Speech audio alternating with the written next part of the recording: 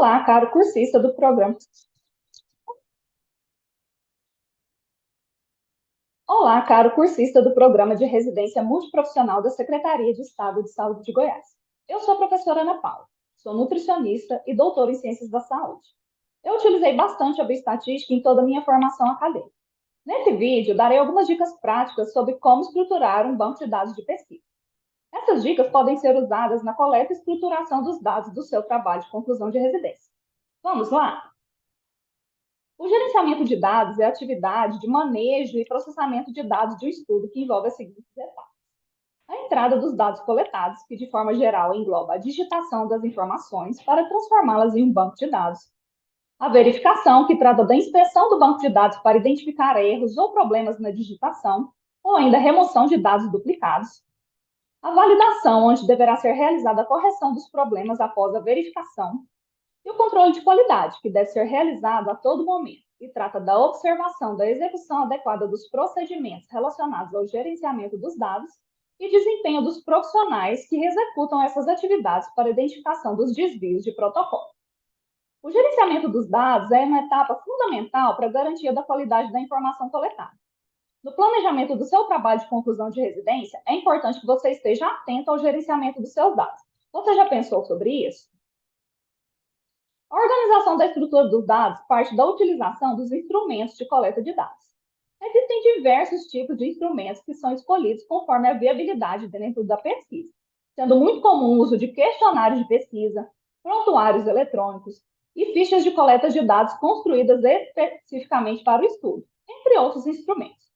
O formato desses instrumentos pode variar também. Há o formato físico, ou seja, formulários ou questionários impressos, e também o formato online, que na maioria das vezes pode facilitar muito a coleta de dados. Segundo as boas práticas em pesquisa, a forma mais adequada para a estruturação de um banco de dados é o uso de softwares específicos para a entrada de dados de pesquisa. Aqui citamos alguns deles, como, por exemplo, o Epidata, o EpiInfo, o CS Pro e a plataforma RedCap. Alguns deles, inclusive, possuem versão para uso em aplicativos de celular ou tablet, como a versão CS Entry do software CS Pro. A digitação e estruturação de banco de dados em programas como Excel, LibreOffice ou outros programas que permitem a entrada de dados em planilhas é considerada má prática e deve ser evitada, apesar de ser muito comum de ser realizada pela maioria dos pesquisadores, pois possuem pouquíssimos recursos de controle de entrada de dados, apesar de ser possível realizar isso em alguns programas, mas é de difícil execução. Esses programas permitem erros diversos e com muita frequência, como, por exemplo, o usuário trocar uma linha ou coluna durante uma digitação, ou trocar a formatação da variável, entre outros erros que podem ocorrer. A maioria dos aplicativos de análise de dados, como o R, o SPSS, o SAS ou o Stata, que permitem a edição ou entrada de dados, mas em uma estrutura semelhante a uma planilha de cálculo, também devem ser evitados, para a estruturação desses bancos de dados, pois possuem as mesmas desvantagens dos softwares de planilha.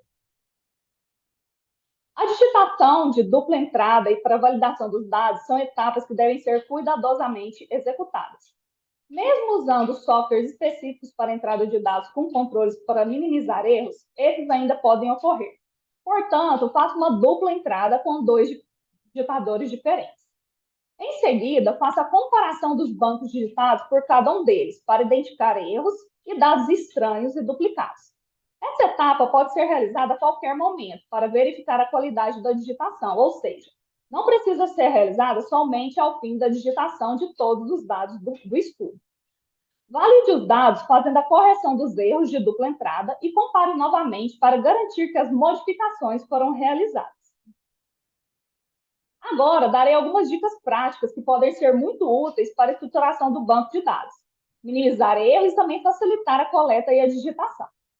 Primeiramente, faça com que o questionário ou instrumento de coleta e entrada de dados do software, onde serão digitados esses dados, sejam o mais parecidos possível.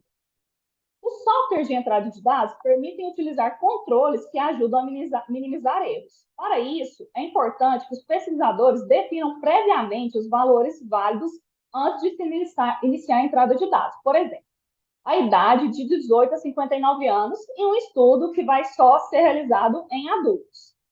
um peso de 30 a 200 quilogramas em estudos que não participarão crianças e nem há uma possibilidade de ter pessoas com obesidade muito elevada. E assim deve ser feito para todas as demais variáveis.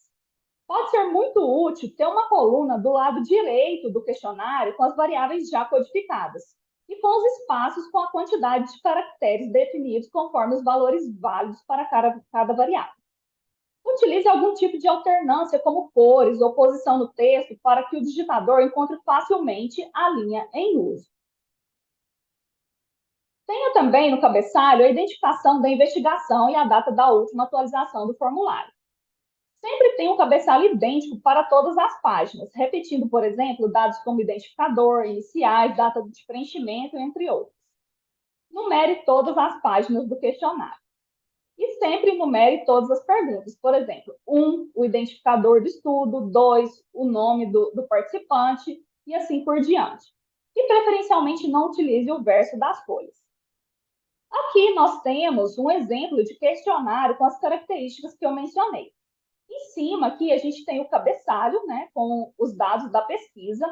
A gente tem a numeração, né, a página daqui da numeração do questionário, a numeração também das questões e também a alternância das questões feita pela separação em cada linha do questionário. Então, nós temos aqui a questão 1, a questão 2, a questão 3.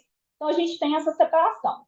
Temos também uma separação por grupos de perguntas. Então, os dados sociodemográficos, aqui alguns dados de antropometria. E aqui do lado direito, aquela coluna que eu mencionei para facilitar a digitação. Então, o digitador vai olhar somente aqui nessa coluna e digitar que a gente tem as variáveis já codificadas, como ela vai no banco de dados, e aqui o espaço onde vai ser colocado a informação. Então, o digitador vai digitar somente essa informação aqui. Isso facilita e minimiza os erros. Considere também inserir campos de controle que não seriam utilizados para análise, como, por exemplo, a data da digitação, o nome do profissional, entre outros, porque isso pode facilitar o trabalho contínuo de controle de qualidade e de validação da dupla entrada posteriormente. Os digitadores, ao entrar os dados, somente olham as respostas. Portanto, tenha preferência por colocar as respostas em uma coluna à direita do papel e as perguntas à esquerda, como eu mostrei no slide anterior. Considere numerar todas as respostas com o mesmo número da pergunta. Por exemplo, a variável 17 da pergunta 17 e a resposta dessa questão. Ou já codificar as variáveis conforme o que será usado no banco de dados. Isso facilita para o digitador identificar as respostas que devem ser digitadas no banco. Identifique as seções de interesse e coloque algumas orientações se pertinente. Por exemplo, em alguma questão nomeada dados das gestações, colocar na frente a informação para marcar todos como não se aplica se o voluntário for homem. Então, aqui a gente também pode observar isso. Aqui, novamente, à direita, né, a coluna das variáveis já codificadas, assim, as respostas das questões à esquerda devem ser transpostas para essa coluna da direita, né, isso vai facilitar a entrada dos dados para o digitador. Perceba também que foram colocadas um número máximo de caixinhas para a escrita dos números referentes às respostas, baseando-se nos valores válidos para cada variável, incluindo também quantos valores após a vírgula podem ser incluídos. Então, isso também minimiza os erros. Então, aqui, por exemplo, na variável renda, nós temos a quantidade aqui limitada de caracteres que podem ser colocados. Isso facilita também, minimiza os erros, inclusive aqui com a vírgula, né? Então, aqui para colocar os centavos. Na coluna da esquerda, na parte das questões propriamente ditas, veja que as respostas foram numeradas, então, como eu mencionei anteriormente, né, isso vai facilitar. Após o preenchimento do questionário, a pessoa responsável pela codificação deve transpor essas informações aqui da parte da esquerda para essa parte aqui da coluna da direita. Atente também para os textos marcados em cinza no questionário. Aqui foram identificadas questões de interesse e adicionadas informações para facilitar o trabalho de quem coleta essas informações. Então, aqui, por exemplo, na questão 6, qual a sua cor ou raça?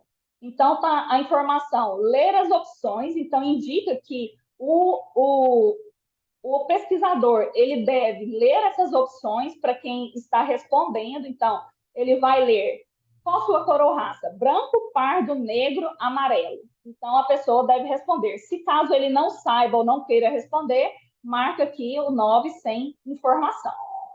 Já na questão 11, sobre as gestações, o texto cinza indica que o pesquisador deve pular essa questão se o indivíduo, né, o participante, for homem. Então, se for homem, pular para a questão 13. Então, já vem aqui para a parte da antropometria. A codificação das variáveis deve ser realizada com cautela. Devem ser evitados caracteres específicos de pontuação. Então, por exemplo, cedilha, acentos, né, circunflexo, tio, acentuação, pois devem gerar erros de leitura pelos programas de entrada de dados e também por pacotes estatísticos quando o banco de dados for usado para análise. Então, todos esses caracteres especiais, eles devem ser evitados. E também deve ter cuidado com o uso de maiúsculas e minúsculas, pois essa diferença de caracteres também pode ser fonte de erros na entrada de dados e também na leitura, né, dos softwares. Além da codificação de variáveis, é importante também gerar um banco de códigos, também chamado de codebook, que se trata de um documento que vai detalhar o código referente à variável. Ele vai descrever a variável, geralmente essa descrição é o título da questão que está lá no instrumento de coleta, né, no questionário de coleta de dados, e apresenta também as opções de resposta da variável com o número referente a cada uma delas. É muito importante ter esse codebook, porque ele vai ter todas as informações e para depois, posteriormente, a análise dos dados, para que não, o pesquisador não se perca e tenha todas as informações, pode auxiliar bastante na hora da análise. Veja aqui esse exemplo de codebook da plataforma RedCap. Nós temos o número da variável, né, no questionário, então a gente tem aqui do lado esquerdo o número da variável no questionário, o nome dessa variável, né, da codificação dessa variável, como ela está, né, o código dela no banco de dados. Aqui a gente tem a descrição dessa variável, então como está a pergunta lá no questionário de coleta de dados. E aqui a gente tem, na última coluna, as opções de resposta com os números referentes a cada uma delas. Então, como a gente pode ver, a variável 6, ela foi codificada como animal, underline, favorito. E aqui a gente tem lá no questionário a pergunta está: selecione seu animal favorito. Então, nós temos aqui as opções de resposta, sendo 0, cachorro, 1, leão, 2, peixe, 3, passarinho e 4, não gosto de animais. Chegamos, então, aqui ao final desse vídeo. Você deve ter percebido que a qualidade da pesquisa depende diretamente do gerenciamento adequado de dados. Portanto, utilize sempre as melhores práticas na coleta, no manejo e no processamento dos dados. Muito obrigada. Espero que esse vídeo tenha sido útil para vocês.